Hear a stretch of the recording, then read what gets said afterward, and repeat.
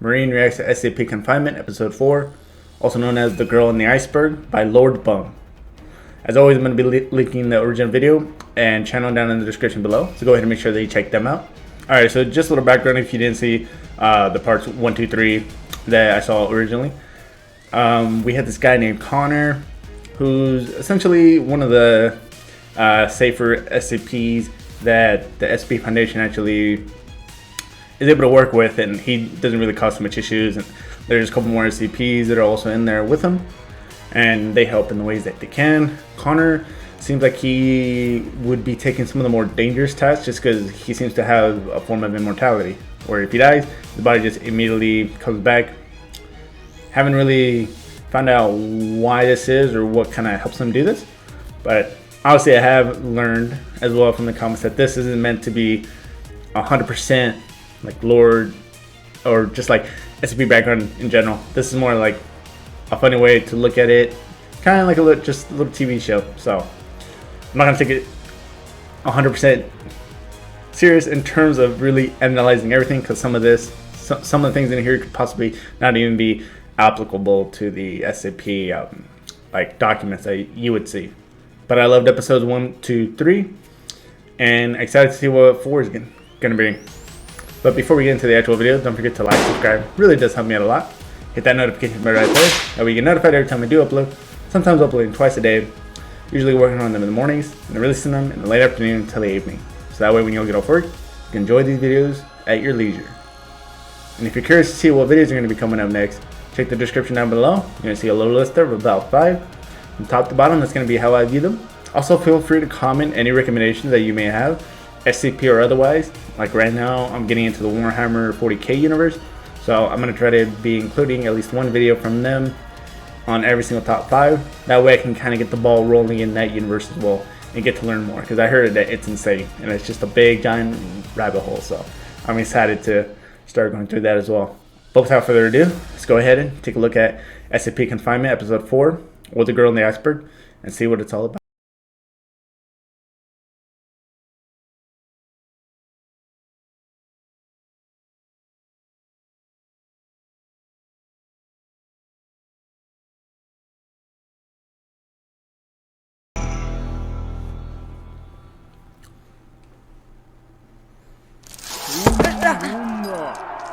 Pala skin, tu stella pala cole, combat la peau, Valedi, Tria!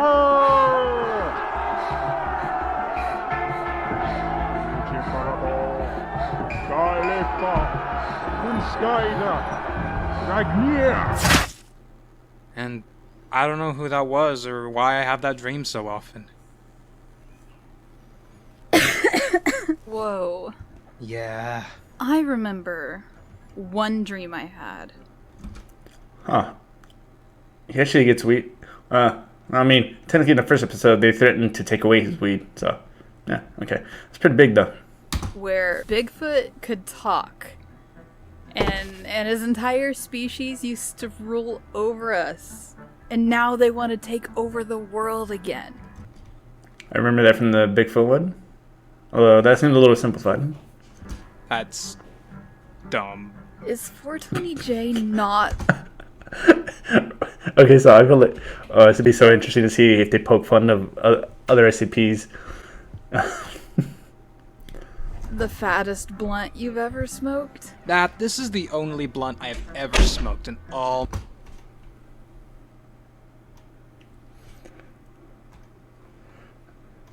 Real quick, my door just slammed. I'm the only one here right now, and the windows are all closed because it's snowing outside. And the thing just smashed shut, so. Okay. All my past lives are feeling it. You know, I heard a guy inhaled one of these so hard, he swallowed the joint and temporarily jumped into another dimension. What's the matter, Connor? I thought that'd make you laugh. It probably made people laugh, but considering they're at the SCP Foundation, and considering that that person was like an SCP member, jumping into a different dimension doesn't sound... It sounds very plausible in this universe. Do you know what that means? My dream. That's a little too Freudian for my taste, Connor. Well, I'm not afraid of anything.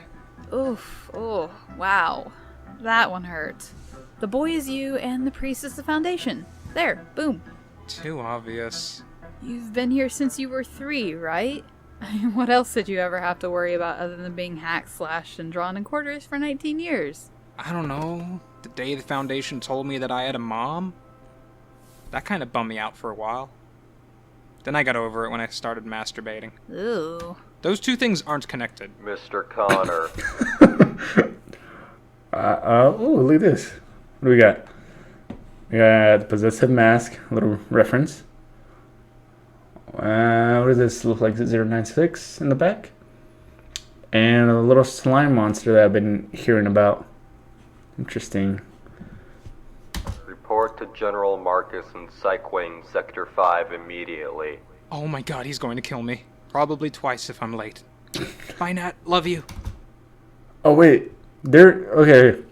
So they're in a relationship then, right? I mean, technically in this SCP Foundation, they haven't really...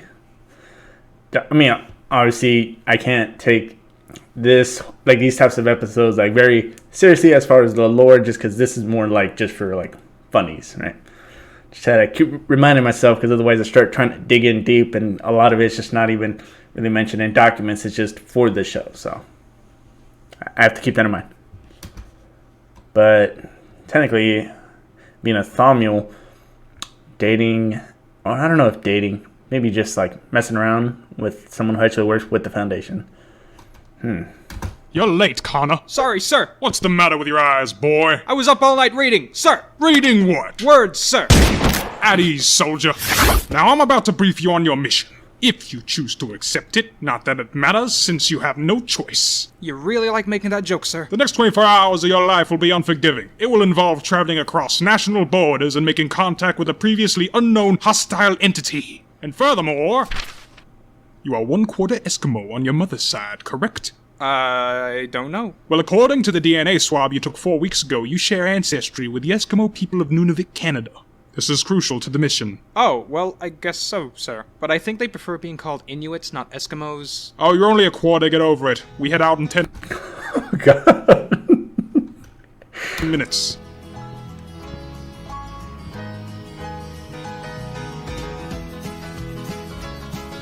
Just on an off note, granted that this guy Connor just can't die. Couldn't he? He's essentially like a Deadpool, except Deadpool has to regenerate, and his regeneration is, it kind of depends on what kind of injury it is. But this guy, if he gets injured, like he loses a leg when he's trying to escape, right? If he does something to kill himself quickly, he'll just come back and his whole body's really good to go. You would assume that at some point this guy would have devised some kind of plan, even if he doesn't have a weapon. Or maybe a weapon in case he has to kill himself real quick to get his whole body back.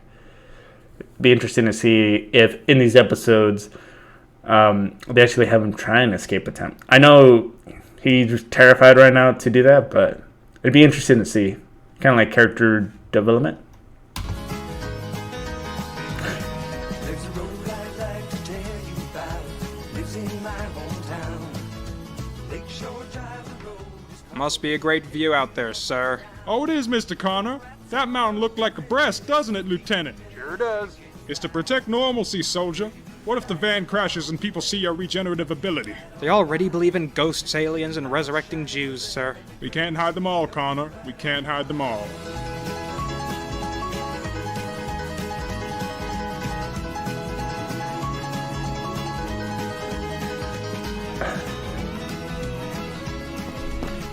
Oh, wow.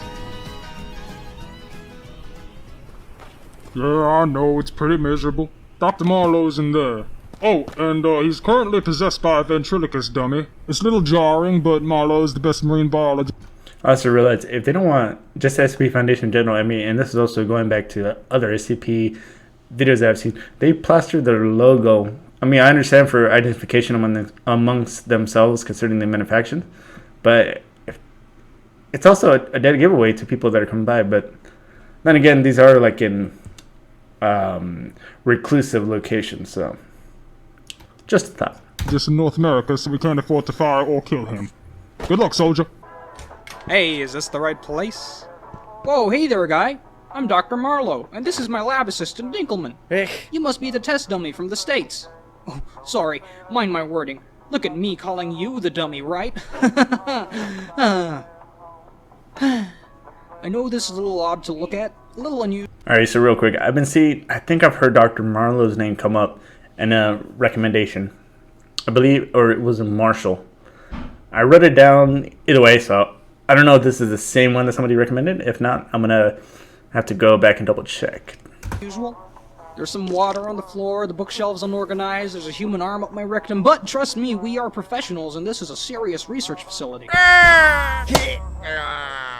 Come this way, friend.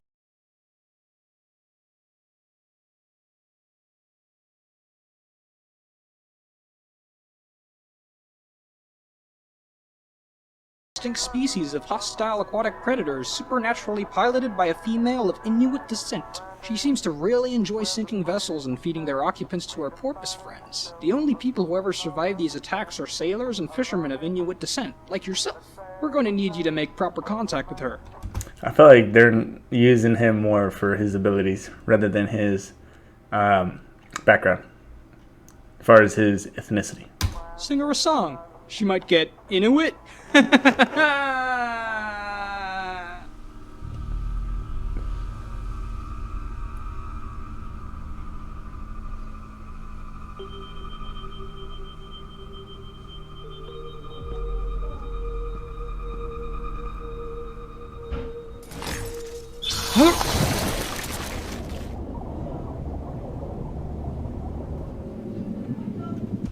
Alright, so did he get sunk into the iceberg?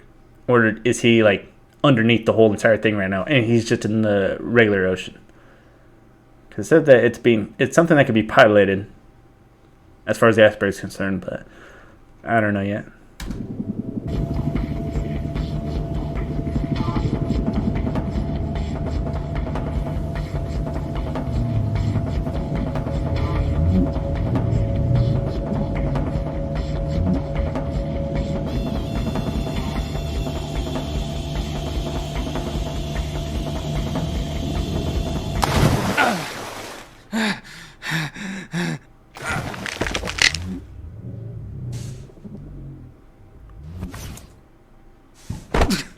Kinauvi, Kina, Tukisivinya.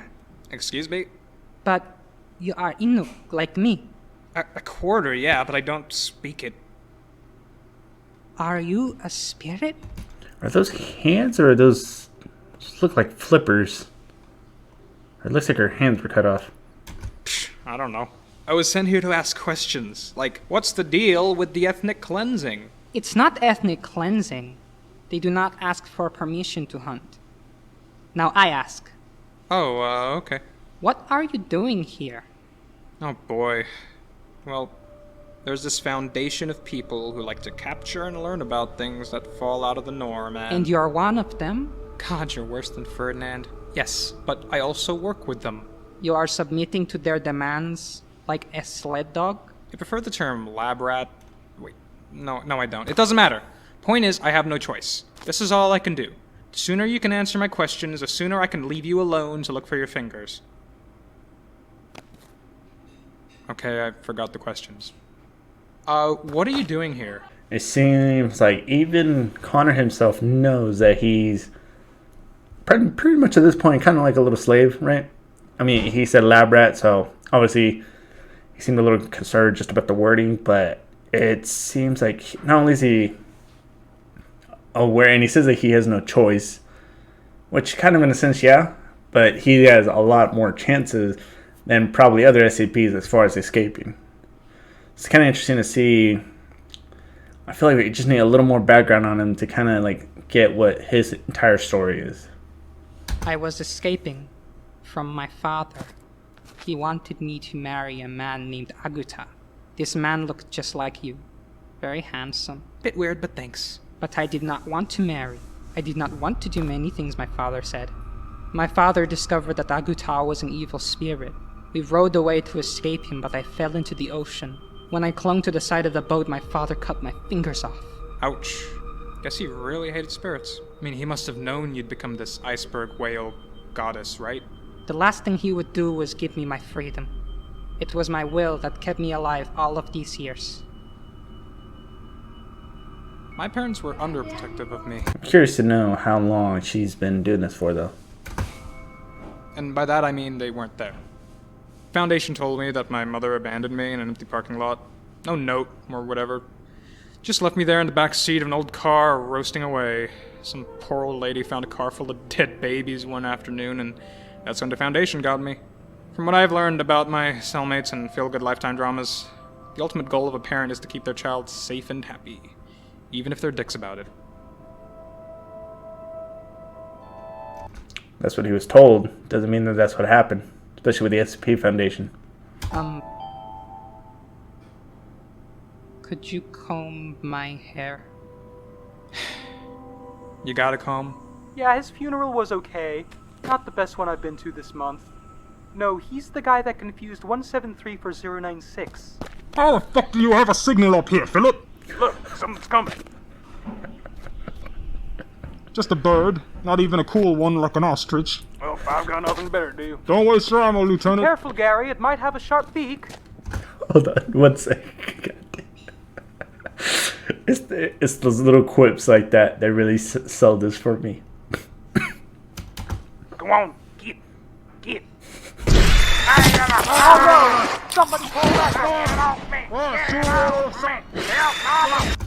Okay, so since that thing's outside of the iceberg, it seems that when he went through, he just went through the iceberg, and he was actually in the ocean itself. All right, because I wasn't sure if it had like a little pocket dimension inside the iceberg, but no. Okay. Connor. That sounds like a woman's name. Ow! Aitak, sana? You almost pronounced it correctly. I have never met another orphan before.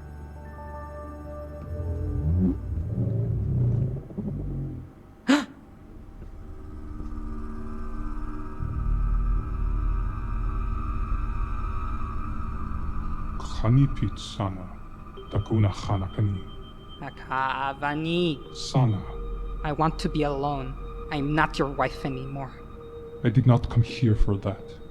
We have left you alone for thousands of years. You will be dead soon. You cannot deny that.